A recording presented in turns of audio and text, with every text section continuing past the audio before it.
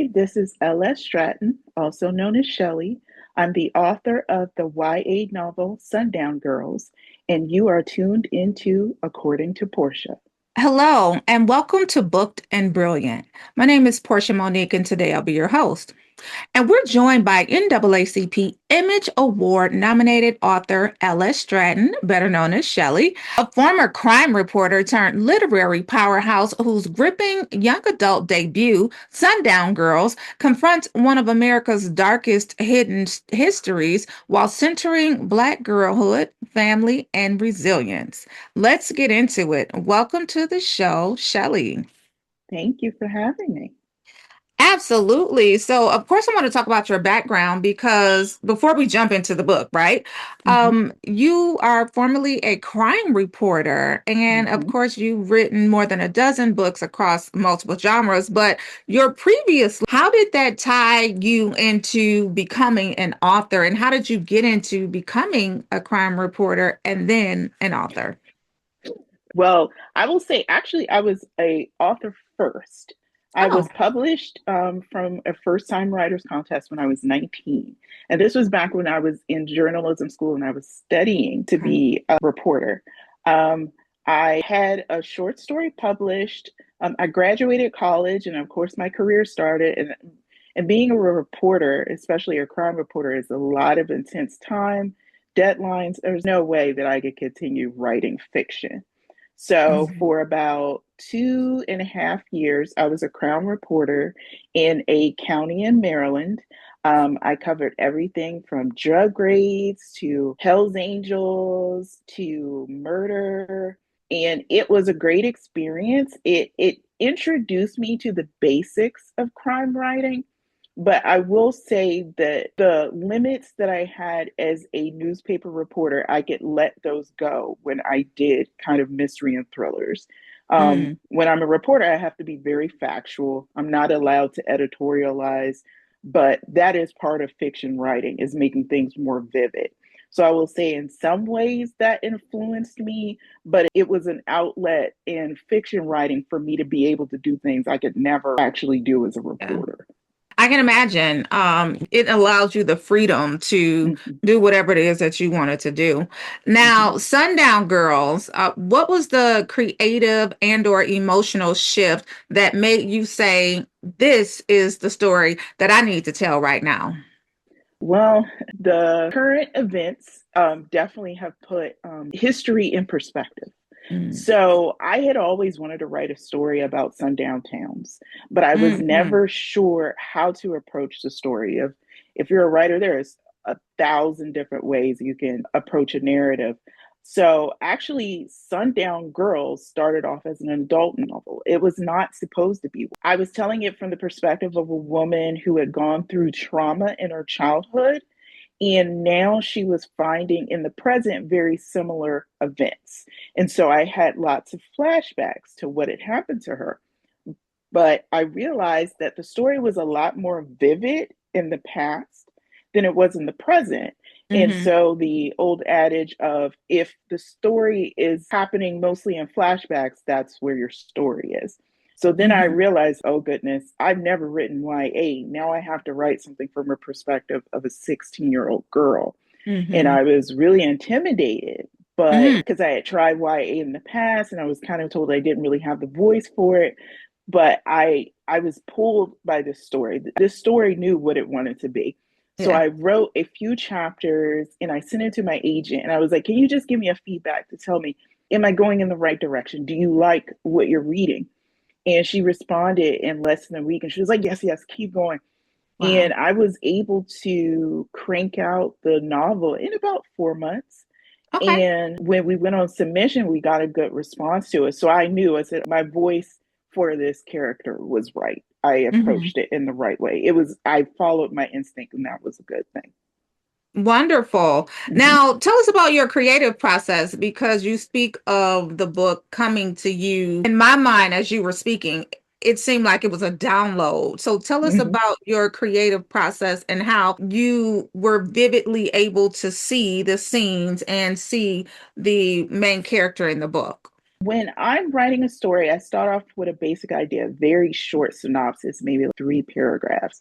So for me, mentally, if I have an idea, I think this is where the story is going to go. Then from there, I'll write the first 1 or 2 chapters. If it seems like it's flowing and it makes sense, I keep going.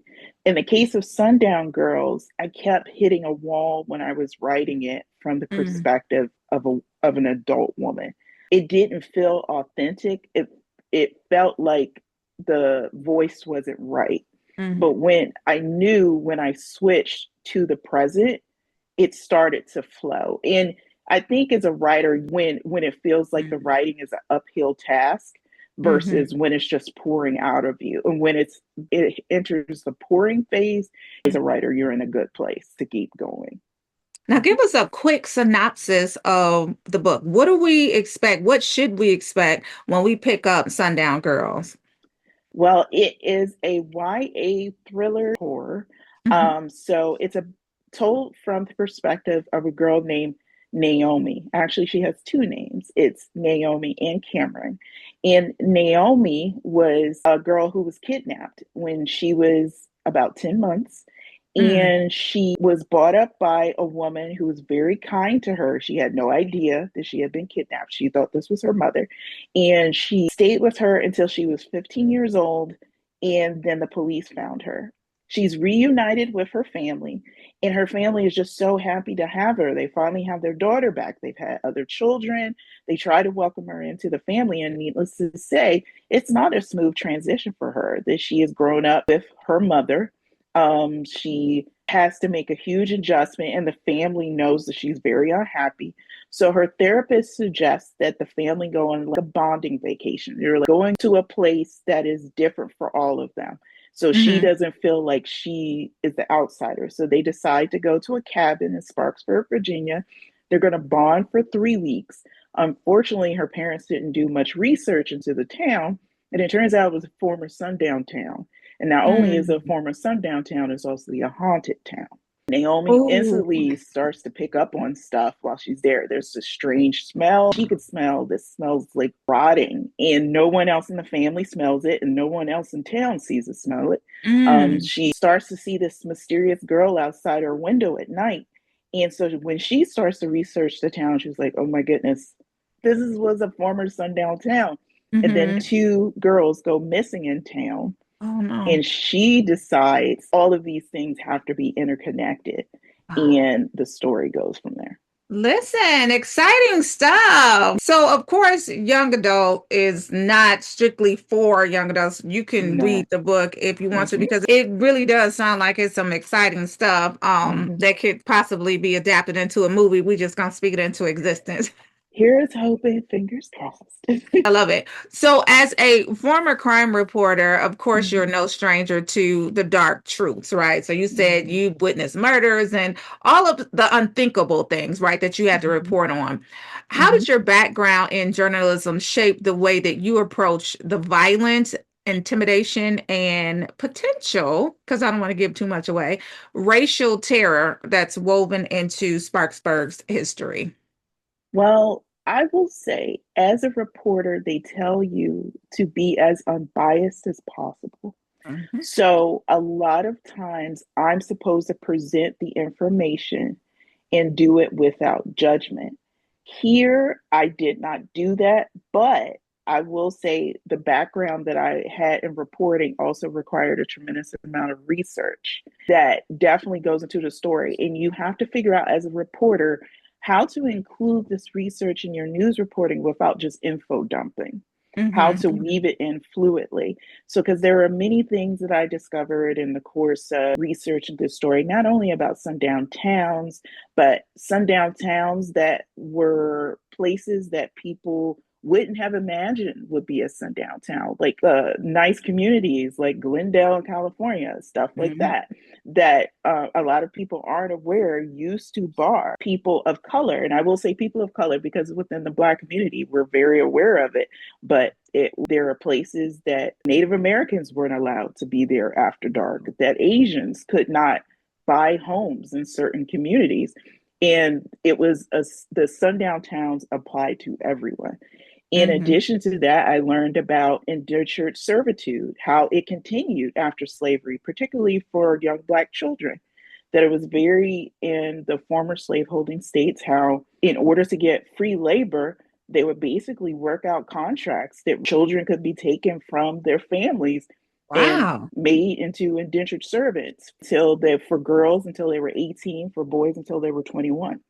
And they were lucky if they got a lump sum payment after the end of those period of years. Mm. And so I include facts like that in the story. So I will say my background in reporting in general, not necessarily crime reporting, but how to take facts and weave it until make it into a compelling story. I love it. So Mm-hmm. we're getting some authenticity. I Yes. love that part. Now let's talk about centering Black girlhood Mm-hmm. beyond survival, Yes. because there are so many stories that focus on our pain, right? Black community pain. But Mm-hmm. Sundown Girls, it recenters Black girls. What did I say? Sundown Girls recenters Black girls as complex, curious, emotional, and worthy of a soft life, right? Yes. So, why was it important to Naomi to be more than just a victim of circumstance? Well, I wanted to because this is why, and even in every moment of history, from slavery to Jim Crow to civil rights, even if people were going through persecution and atrocities, they had day to day lives. They fell in love, they had children, they went to proms, they went to church. Hmm. And to me, it would have been inauthentic to not show her because the story, she has her first love. She Yeah. falls in love for the very first time. She's excited because she's dating. And to me, that was important to include because, like you said, it's not just tragedy. That is not the Black existence. That a Hmm. lot of times, even though we're dealing with a lot of things on the national stage, we have day to day lives. We still Hmm. endure and we still have experiences. And that's more authentic to show both. I Mhm. love it. Yes, because it is Mhm. YA and because they deserve to know that they deserve Yes. soft life, Lux life, they deserve. Family, trauma, and identity. And Mhm. again, I don't want to give too much away, but you did give us a synopsis where it did say that she was kidnapped. So I'll go Mhm. on and ask this question. Yes. But her journey, of course, includes being kidnapped and separated from her mother, Mhm. and returned to a family that she barely knows, right? Yes. How did you navigate emotional layers of displacement, belonging, and healing in her story? Well, I first had to take it from the perspective of both her and her parents. So I think sometimes when people, some of the early reviews that I've been seeing, that people are really frustrated with the parents because they're like, I don't understand why they don't understand her perspective. Right. And I'm like, but also from the perspective of parents that you've missed this child and you're so happy to see her. And Mhm. now she doesn't even recognize who you are. You're a Mm. total stranger to her. Yeah. And so it's these two people, two groups of people who are genuinely kind people because Naomi is kind, so are her parents, but they Hmm. keep hitting this wall with each other.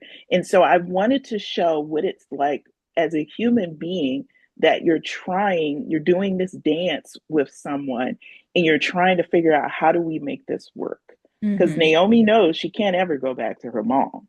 So Hmm. she even says in the novel, I'm stuck with these people. And so in there, this is our daughter, this is the baby that we had, and we don't recognize her and she doesn't recognize us. And so Hmm. throughout the novel, even while all this is happening, they're going through this tug and pull with each other, them trying to convince her this is where you belong. You're our daughter, you are Cameron, and her insisting, no, I'm Naomi. That's Hmm. how I grew up, and you guys should respect that. Plot thickens. I love it. Yeah. Now, there is a statistic out there that says 64,000 Black women and girls are currently missing, and it's a staggering statistic. Mhm. It's also often ignored, right? Yes. How intentional were you in using this storyline as advocacy as opposed to just narrative, a narrative tension? Well, the advocacy in that she is speaking from firsthand experience of being that missing girl. Hmm. And her parents are speaking for firsthand experience of searching for their child and feeling for many, many years that the system had failed them. because they lose her at 10 months. They don't get her back until she's 15. So to me, it's important to humanize these stories. It's one thing to have a statistic. It's Yeah. another thing to show what the aftermath is. And Hmm. her parents talk about it, that we basically the only thing that kept us going was knowing we had other children to raise. But it was hard on our marriage. It was hard on Yeah. us mentally. Yeah. And they were fighting to basically stay alive as a Hmm. family Hmm. because they were torn apart by her absence. Hmm. And she was trying to figure out once she got back, how do I go beyond this identity of just being a missing girl? Because Yeah. that's just what the world sees me as. Now, quick question. Do you go Mhm. into detail on how she was kidnapped? She talks about it's a very brief conversation that she has with the guy that she's dating and how she shows him the article because she's like, I'm so tired of talking about this. Hmm. So she talks about, and her mom has a discussion too, that, and she talks about the regret of her moment that she's in a grocery store. She was with a grocery store with Naomi and her older sister Maya. And Naomi was in the cart. Maya had pulled a temper tantrum and run off. And her mother admits she was so frazzled that she went running after Maya. And when she came back to the grocery cart, Naomi was gone. She didn't realize that the woman who took Naomi had been following her around the grocery store the whole time. They even Hmm. talk about there was footage in the grocery store of her trailing them and then finally taking Naomi out of the grocery cart.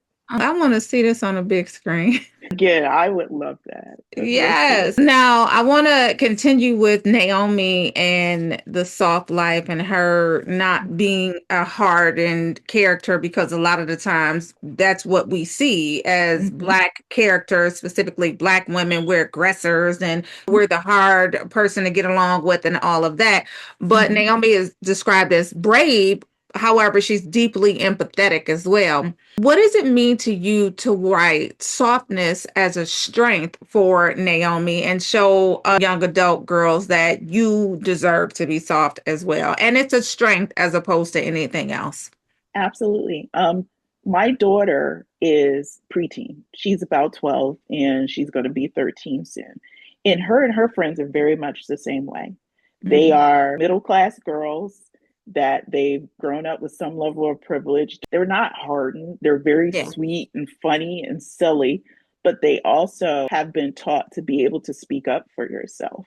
Hmm. And so to me, it's important to reflect that balance that you can be gentle and silly and funny, but you can also be assertive when Yeah. the time calls for it. And so to me, it only seems fair to reflect that because, like I said, I know girls that are like Naomi, and I grew up with girls that are like Naomi. And it was Hmm. like, there are the hardened girls, but there are a lot of girls, again, like you said, they're very soft and gentle, but they'll do what needs to be done when the time calls for it. Now, as we bring this interview to a close, I do want to ask a Mhm. couple more questions. Sure. As there is a long tradition of young adult novels exploring Mhm. racism, but Mhm. far fewer dig into the structural and historical roots the way that you do. Mhm. Did you feel a sense of responsibility, pressure, maybe, when tackling this project? Absolutely. Because, like I said, contemporary events have definitely put things in perspective.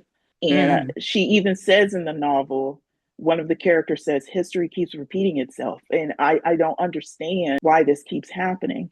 It's important to understand that the things that are happening in the present don't exist in a vacuum, that there were things that led up to it that have created the current situation. And the only way to correctly, to, in my opinion, to address them and atone for them is to at first acknowledge them. hmm. To say this did happen, what happened was wrong, and this is what we're going to do to make sure it never happens again. Hmm. So in this novel, the town of Sparksburg is trying to rebrand itself as saying, we're the tourist destination. We have cabins. Hmm. You can come here, but it never talks about its past. it has all these things in town that echo to the past, but Mm-hmm. there is no acknowledgement of it. And so Naomi gets very annoyed and frustrated by that, and rightfully so, in my opinion. I hope that the readers do as well, that is like, you can't pretend like this didn't happen. The past will make sure that you Yeah. acknowledge what happened. And in this novel, it's the form of haunting, but in a metaphorical way, we are constantly haunted by the past atrocities and Yes. systems in this country. Now, writing for the unseen Black girl, you just referenced being seen, I believe is what the term that you Mm-hmm. said. But if a Black girl who feels unseen, who may feel invisible, displaced, and or simply unheard, if she picks up your novel, Sundown Girls, what do you hope that she feels by the time she reads that last page? I hope she feels inspired, and I hope she doesn't feel powerless, to say Mhm. that you can make a difference, you can try. This is, even though circumstances seem incredibly overwhelming, this is not completely out of your control. Every Mhm. little thing that you do in your life, in your place, in your town, in your school, you can have an impact. And Mhm. please always keep that to heart. I love it. Where do we find the book? How do we purchase? How do we Mhm. watch on TV? Well, you can purchase the book at all major retailers. As far as I have seen, and even local bookstores, I've greatly appreciated that a lot of them have decided to stock it. Amazon, Barnes and Noble, but like I said, consult your local bookstore, especially your Black-owned bookstores. In addition to that, the book comes out on January the 27th. Okay. So basically a week before Black History Month. I love So the it's chick. Hmm. exactly. Hmm. So, and we'll see if some point in the future I can make an announcement about some type of adaptation, but fingers crossed, we'll see. Yeah, we're gonna put it in Yeah. the universe. The universe will deliver. They'll return it. So I Yeah. can't wait to see it. Now, where do we follow you to find out when this book to film adaptation is happening? Well, I am always on Instagram. So Hmm. you can find me at Shelly Stratton Books. And I'm Hmm. constantly posting updates, to the point that I'm hoping I'm not annoying my followers, because I'll Yeah. tell them, oh, this was Essence Magazine. It was like, or this was online, just to let them know that Mhm. it's getting out there, that Yeah. people are aware of it. I love it. Yeah. Now, before we get out of here, did you tell us what your username was on Instagram? Yes. Shelly Stratton Books. Perfect. Mm-hmm. I just wanted to make sure that we were clear with that. Yes. Now, before we get out of here, what is next for you? I think you're already teasing about a new thriller. I'm not sure. Is Yes. it okay? Give us It's just a little bit more. I have not given up on adult thrillers. Okay. So I have a adult thriller coming out next year, I think early next year, and it's called Good Night Love. Actually, it's Good Morning Love. At least that's a tentative name. And it's Hmm. about a woman who's newly engaged, but she's still haunted by the memory of her first fiance who committed suicide in college, and she never understood why. After her second fiance is found dead and she starts to get menacing text messages, she starts to suspect that the two deaths are connected, and maybe the first one was not a suicide. We like a little bit of mystique there. I can't wait. Well, thank you so much for stopping by Booked and Brilliant. And thank you so much for telling our stories, right? So you're not just reclaiming history, but you're centering Black girlhood and demanding that we look at the truths that this country tried to bury. We appreciate you. Sundown Girls is out January 27th. Go get it. Make sure you pre-order. And let's do some book club meetings and watch parties because it's coming out on film, y'all. Well, we appreciate you so much. Thank you. Take care.